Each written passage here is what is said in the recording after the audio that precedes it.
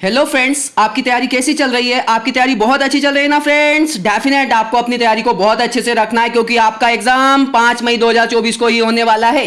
बिल्कुल latest update है, इसमें कोई भी बदलाव नहीं है। तो अपनी तैयारी को बहुत अच्छे से रखिए और इस टेस्ट के माध्यम से अपनी तैयारी को परखिए। देखिए, हम पहला क्वेश्चन देखते हैं। क्या लिखा है? को एंजाइम की विशेषता आपको बताना है। हम को एंजाइम की विशेषता देखने से पहले एंजाइम को देखते हैं। तब तक आप अपना कमेंट कीजिए कि सर ये वाला आंसर है, ठीक है ना। अब एंजाइम क्या होते हैं? एक कारक होते हैं, रासायनिक कारक होते हैं या कारक होते हैं जो किसी रासायनिक अभिक्रिया को क्या करते हैं? उत्प्रेरित करते हैं, लेकिन अपने आप में परिवर्तन किए बिना, ठीक है। अब एंजाइम या प्रकीर्णन शब्द किसने दिया ये आपको बताना है। तो कुहने ने दिया है। और प्रथम एंजाइम कौन सा है फ्रेंड्स? जाइमेज है, जिसको किसने पृथक किया है? एडवर्ड बुकनर ने। किससे पृथक किया है? ईस्ट के रस से। कोई दिक्कत नहीं, ठीक है ना। सबसे बड़ा एंजाइम कौन सा है? कैटेलेज। और सबसे छोटा एंजाइम कौन सा है? पेरा ऑक्सीडेज। कौन सा है? पेरा ऑक्सीडेज। कोई दिक्कत नहीं ना इसमें फ्रेंड्स, बिल्कुल सही बात है, कोई दिक्कत नहीं है। आगे और देखिए आप, है ना। अब ये एंजाइम होते हैं, ऐसा किसने बताया कि एंजाइम होते भी हैं? किसने बताया? किरचॉफ ने बताया, क्योंकि उसने बताया था कि जो स्टार्च है ना शर्करा में किसी विशेष कारक की उपस्थिति में बदलती है, ठीक है ना। कोई दिक्कत नहीं। अब देखिए हम किसको देखते हैं? को एंजाइम को देखते हैं। भाई जो को एंजाइम होते हैं ना वो अप्रोटीन भाग होते हैं और अप्रोटीन भाग को सहकारक कहते हैं। लेकिन अगर ये जो अप्रोटीन भाग है कार्बनिक पदार्थ के रूप में है जिनको आसानी से पृथक नहीं कर सकते हैं तो उसे को एंजाइम कहते हैं। क्या कहते हैं? को एंजाइम कहते हैं। और जो प्रोटीन भाग है उसे क्या बोलते हैं? फिर क्या बोलते हैं? Apo enzyme. जब कौन कौन एपो एंजाइम और सहकारक आपस में मिल जाते हैं तो क्या बनाते हैं? होलो एंजाइम बनाते हैं, ठीक है ना। क्या बनाते हैं फ्रेंड्स? होलो एंजाइम बनाते हैं। अब आपका आंसर कमेंट कर दिया क्या फ्रेंड्स? देखो पहला क्या है? ये अप्रोटीन पदार्थ हैं, इनका अनुभार कम होता है, बिल्कुल सही बात है। उच्च ताप पर सक्रिय होते हैं, बिल्कुल सही बात है। एंजाइम की अनुपस्थिति में अक्रियशील होते हैं, बिल्कुल सही बात है। मतलब आपका ऑप्शन क्या हो जाएगा? सही। सभी आपका ऑप्शन हो जाएगा, मतलब सभी के सभी क्या है? सही। अगला क्वेश्चन देखिए फ्रेंड, क्या लिखा है? एंजाइम की क्रियाविधि से संबंधित ताला चाबी परिकल्पना आपको बताना है। ताला चाबी परिकल्पना किसने दी है? जल्दी से अपना कमेंट कीजिए फ्रेंड्स आंसर, ठीक है ना। तब तक मैं क्या करता हूं आपको ताला चाबी परिकल्पना के बारे में थोड़ा सा बता देता हूं, ठीक है ना फ्रेंड्स। अब देखिए फ्रेंड्स, जो तुलना की है, जो वैज्ञानिक है, नाम नहीं बता रहा हूं अभी, मैं बाद में बताऊंगा। जो वैज्ञानिक है उसने जो आप तुलना की है ना, किसकी तुलना की है? एंजाइम की तुलना चाबी से की है और क्रियाधार की तुलना ताले से की है। जैसे एक विशेष प्रकार की चाबी एक विशेष प्रकार के ताले को खोल सकती है, उसी प्रकार क्या होता है फ्रेंड्स? एक विशिष्ट एंजाइम एक विशिष्ट क्रियाधार पर क्रियाशील हो जाते हैं और क्या बना देते हैं? उत्पाद बना देते हैं, ठीक है। अब ये थोड़ा सा मैंने आपको ताला चाबी परिकल्पना के बारे में बता दिया है, ठीक है ना। अब देखिए जो वैज्ञानिक है कौन कौन से हैं? कैसिमिर फंक। क्या है? कैसिमिर फंक। भाई इसने विटामिन की खोज की है, ये है नहीं, है ना।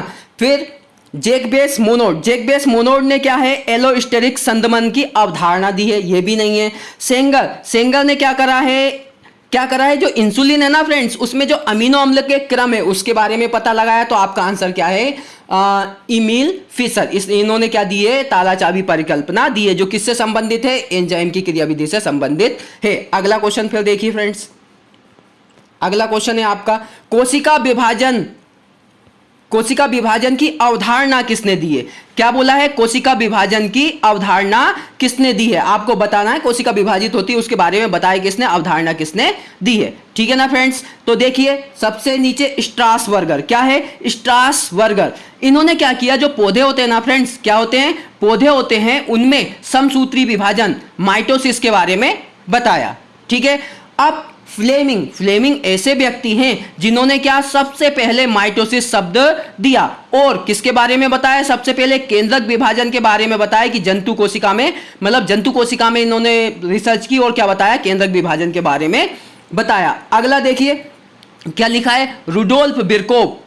क्या लिखा है? रुडोल्फ बिरकोव। ये महत्वपूर्ण वैज्ञानिक है। इन्होंने क्या किया है? क्या बताया फ्रेंड्स? पता है? कोशिकाएं ही कोशिकाओं की जनक होती है, यानी ओमनिस सेलुला ई सेलुला, ओमनिस सेलुला ई सेलुला, ये शब्द इन्होंने दिया। तो आपका आंसर क्या है फ्रेंड्स? आपका आंसर क्या है? हॉवर्ड एवं मेल्क, इन्होंने कोशिका चक्र का विवरण या विश्लेषण दिया या अवधारणा दी। ठीक है, कोई दिक्कत, आपका आंसर हो जाएगा, है ना।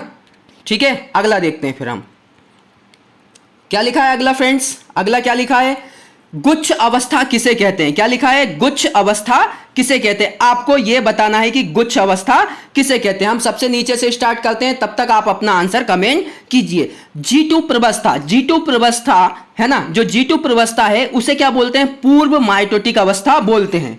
ये इसी अवस्था में क्या होता है, mRNA, rRNA व कुछ प्रोटीन का संश्लेषण भी होता है, और साथ ही में कोशिका द्रव्य, गोल्गी कॉय और माइटोकॉन्ड्रिया भी इसी अवस्था में बनता है। इस अवस्था को द्वितीयक वृद्धि अवस्था भी कहते हैं। मतलब ये आपका आंसर नहीं है।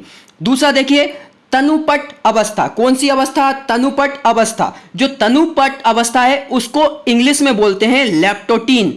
क्या बोलते हैं फ्रेंड्स, लैप्टोटीन अवस्था बोलते हैं। यह वही अवस्था है जिसमें क्या बनता है, क्या बनता है, गुच्छ अवस्था। इसी अवस्था को क्या बोलते हैं, गुच्छ अवस्था बोलते हैं। अगला देखिए, द्विपट अवस्था। कौन सा लिखा है, द्विपट अवस्था। इसमें किसका निर्माण होता है, द्विपट अवस्था को इंग्लिश में क्या बोलते हैं, यह भी याद रखना, डिप्लोटीन।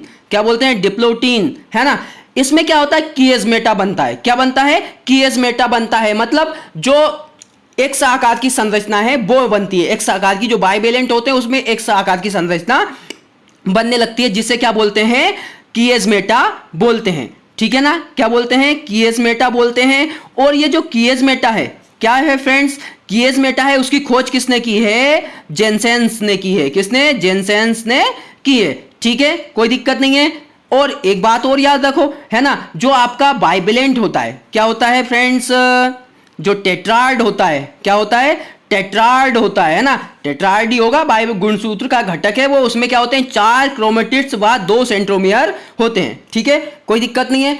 द्विपट अवस्था। अब स्थूलपट अवस्था, सबसे ऊपर जो ऑप्शन है स्थूलपट अवस्था, इसको क्या बोलते हैं, पैकेटीन अवस्था या पेकाइटीन अवस्था। इसमें क्या होता है, क्रॉसिंग ओवर या जीन विनिमय होता है। ठीक है, तो आपका आंसर कौन सा है, आपका आंसर बता दिया मैंने आपको, तनुपट अवस्था, और इसको क्या बोलते हैं, लैप्टोटीन अवस्था।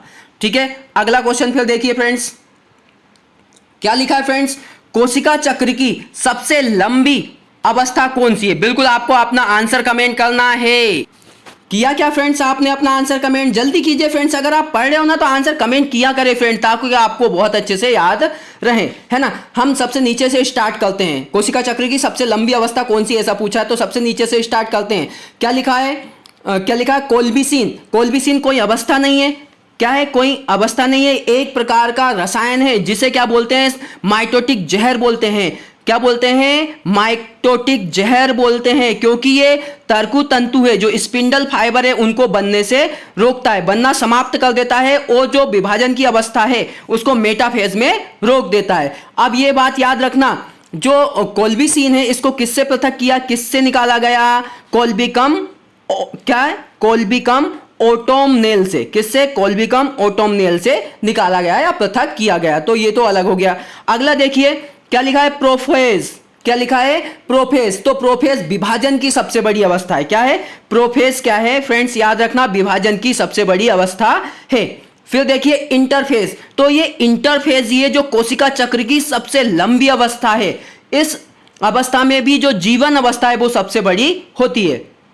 अगला देखिए एनाफेज, सबसे छोटी अवस्था। तो आपका आंसर क्या हो जाएगा, क्या हो जाएगा आपका आंसर, इंटरफेज। ठीक है फ्रेंड्स, अगला क्वेश्चन देखिए फ्रेंड्स, ये वैसे 5th क्वेश्चन ही है, 5 क्वेश्चन है, पर इसमें थोड़ा सा आपको समझना है। क्या लिखा है, यदि कोई कोशिका 8 समसूत्री विभाजन करे तो कितनी कोशिका का निर्माण है होगा। तो आपको क्या करना है फ्रेंड्स, इसमें एक फॉर्मूला लगाना है। क्या, n × 2 whole square is equal to question mark. क्या लिखा है, n गुणा 2 ब्रैकेट लगा दो, ऊपर स्क्वायर लगा दो और बराबर में क्वेश्चन मार्क लगा दो। यहां पर n क्या है फ्रेंड्स, विभाजन की संख्या। बस आप इंटू करो, जैसे हम यहां पर 8 दिया है तो तो 8 इंटू 2 और उसका स्क्वायर हमने लगा दिया, तो 8 दूनी कितने हो गए 16, 16 का स्क्वायर 16 का इंटू 16 में करेंगे तो कितने होंगे 256। मतलब अगर कोई कोशिका 8 समसूत्री विभाजन करे तो कितनी कोशिकाएं बनेगी 256 कोशिका बनेगी। बहुत अच्छे से फ्रेंड्स, बहुत अच्छे से आप याद रखना। और इस टाइप के भी क्वेश्चन आते हैं न्यूमेरिकल टाइप के। तो फ्रेंड्स वीडियो कैसी लगी है फ्रेंड्स, अगर वीडियो पसंद आई है तो मेरी वीडियो को लाइक करें, शेयर करें और मेरे चैनल को सब्सक्राइब करें और अपनी तैयारी को बिल्कुल बहुत अच्छे से रखें फ्रेंड्स। अपनी तैयारी को छोड़िए मत, क्योंकि आपका एग्जाम 5 मई 2024 को ही होने वाला है। बिल्कुल डेफिनेट है, बिल्कुल लेटेस्ट अपडेट है फ्रेंड्स। तो आप अपनी तैयारी को बहुत अच्छे से रखिए। Thanks for watching friends.